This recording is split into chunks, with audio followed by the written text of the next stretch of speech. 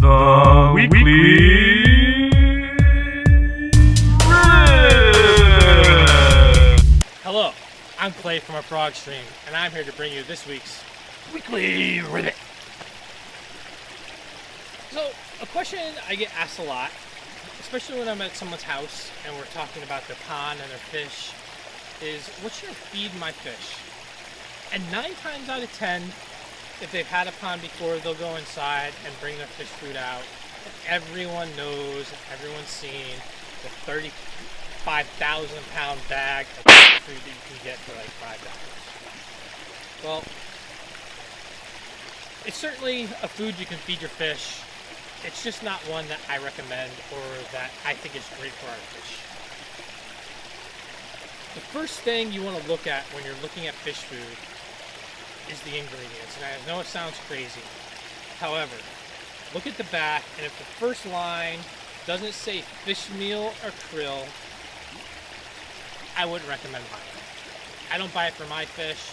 Customers that we supply fish food to do not get that food. So when you're out getting your fish their food for next time, try to look at the ingredient. Give them some good stuff. And the other cool thing about that is if you feed them good food, you don't have to feed them as much. You don't have as much waste food, and they get more nutrients from it.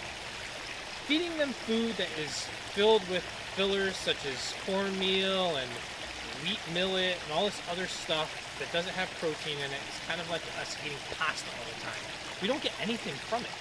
The fish barely get anything from it, although there's good ingredients in those other foods. They're not getting as much nutrients as they should be getting and could be getting in a lesser amount of food. So I explain that to people, and then the next question is, well, what food should I get? So I have a local pond store around that sells Aquatic stuff. This is their food. It's a wonderful food. It's a great food. That's what I feed my fish. Great food to feed them. Easy to get. If you are more of like a real koi enthusiast and you want to get some food from Japan, you could certainly try Kodama's koi food too. Very good food too. Very high in protein. It's got a lot of nutrients and stuff in there for color. And if you're local, you can go down to Hoffman Supply. They actually have containers of fish food that you can fill, and then you can come back and refill their food. And the food that they actually use in their refill is a very good, high quality food as well. Without getting too unscientific, that's our thoughts on fish food. Make sure it has some fish meal in it, or some krill as the first ingredient. Maybe the first 2 ingredients would give your fish a great fish food and some really good nutrients. So that's this week's Weekly Ribbit. And don't forget, if this is your pond,